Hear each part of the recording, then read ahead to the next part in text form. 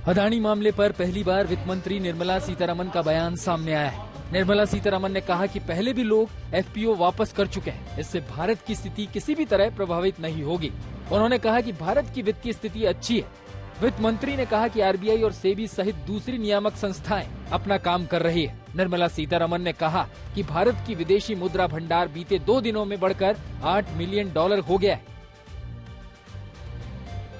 रामचरितमानस पर समाजवादी पार्टी के बयान के खिलाफ दलित समुदाय ने कड़ी आपत्ति दर्ज की। लखनऊ में अखिलेश यादव के खिलाफ दलित समाज ने प्रदर्शन किया और सुंदरकांड का पाठ किया। प्रदर्शनकारियों के मुताबिक अखिलेश यादव की सद्बुद्धि के लिए दक्षिण मुखी हनुमान मंदिर पर दलित समाज ने सुंदरकांड का पाठ किया।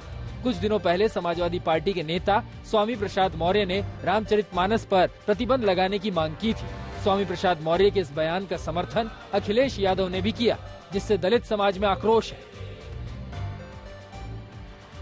असम में बाल विवाह के खिलाफ राज्य सरकार के एक्शन पर सियासत तेज हो गई। असम में अब तक 2200 से ज्यादा लोगों को गिरफ्तार किया गया है। इस बीच राज्य के तामरहाट पुलिस थाने पर गिरफ्तार हुए आरोपियों के परिजनों ने जमकर हंगामा किया। थाने का घेराव करते हुए लोगों को छोड़ने की मांग की। वहीं असम सरकार के एक्शन पर AIMIM के अध्यक्ष असदुद्दीन ओवैसी ने नाराजगी जताई। ओवैसी ने कहा कि शादीशुदा बेटियों का क्या होगा। असम में बाल विवाह के 4000 से ज्यादा मामले दर्ज किए गए। दिल्ली में शराब घोटाले को लेकर बीजेपी ने आम आदमी पार्टी दफ्तर के बाहर प्रदर्शन किया। बीजेपी कार्यकर्ताओं ने सीएम अरविंद केजरीवाल के इस्तीफे की मांग की। इस प्रदर्शन में विधानसभा के नेता प्रतिपक्ष विधूड़ी, प्रदेश कार्यकारी अध्यक्ष वीरेंद्र सचदेवा और महामंत्री कुलजीत सिंह चहल भी मौजूद रहे। बीजेपी का आरोप है कि आम आदमी पार्टी ने जमकर भ्रष्टाचार किया है। प्रवर्तन निदेशालय ने कुछ दिन पहले शराब घोटाले में चार्जशीट दायर की है, जिसमें सीएम केजरीवाल का भी नाम है। जम्मू कश्मीर में टारगेट किलिंग के मामलों के बाद घाटी में काम करने वाले कश्मीरी पंडित खौफ में, लेकिन उपराज्यपाल मनोज सिन्हा ने विरोध कर रहे कश्मीरी पंडितों से कर्मचारियों को काम पर वापस लौटने को कहा है। कश्मीरी पंडितों से मुलाकात में एलजी ने कहा कि कुछ लोग कर्मचारियों को गुमराह कर रहे हैं। एलजी से कर्मचारियों ने घाटी में सरकारी आवास नहीं होने की भी शिकायत की, जिस पर एलजी ने कहा कि सभी मुद्दों पर गौर किया जा रहा है। मैं सबसे बात करता हूं। गृह मंत्री अमित शाह शनिवार को झारखंड दौरे पर पहुंचे। यहां उन्होंने बीजेपी की विजय संकल्प यात्रा रैली को संबोधित किया और हेमंत सोरेन सरकार पर हमला बोला। अमित शाह ने दावा किया कि हेमंत सोरेन सरकार के सत्ता में रहने के दौरान झारखंड में जनसांख्यिकी परिवर्तन हुआ है, जिसके कारण आदिवासी आबादी का प्रतिशत कम हुआ है। अमित शाह ने दावा किया कि अंतर्राष्ट्रीय सीमा पार से बड़े पैमाने पर घुसपैठ के कारण आदिवासियों की आबादी 35% से घटकर 24% हो गई है। वोट बैंक की लालच में यहाँ घुसपैठिए घुसाए जा रहे हैं। वो आदिवासियों की जमीन हथिया रहे हैं, बच्चियों पर अत्याचार कर रहे हैं और हेमंत बाबू मुस्कुराते हुए ये सब देख रहे हैं। आदित्य ठाकरे ने एकनाथ शिंदे को महाराष्ट्र का असंवैधानिक सीएम बताया है। उन्होंने शिंदे को चुनाव लड़ने की चुनौती दी। आदित्य ठाकरे ने कहा कि मैं अपनी सीट से इस्तीफा दे दूंगा और उन्हें भी अपनी सीट से इस्तीफा देना चाहिए और वर्ली सीट से चुनाव लड़ना चाहिए।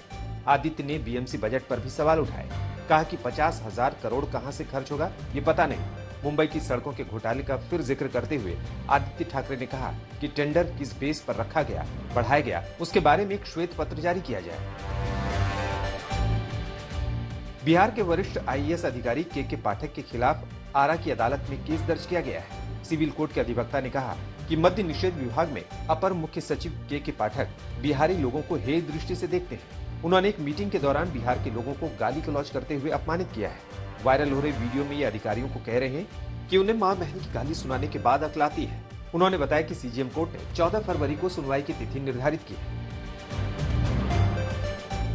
जम्मू कश्मीर के डोडा जिले के नई बस्ती गांव में घरों में दरारें आने के बाद 19 परिवारों को सुरक्षित स्थानों पर ले जाया गया है। अधिकारियों ने कहा कि डोडा जिले के ठठरी इलाके के नई बस्ती गांव में जमीन धंसने के कारण कई घरों में दरारें आने शुरू हो गई। हाल ही में हुई बारिश के कारण हुए भूस्खलन से स्थिति और गंभीर हो गई थी। डोडा के एसएसपी अब्दुल कयूम ने कहा अब तक 19 परिवारों को सुरक्षित स्थानों पर ले जाया गया है। चट्टानों के ढीले होने के कारण भूस्खलन हुआ। पाकिस्तान में हालात दिन ब दिन बदतर होते जा रहे हैं।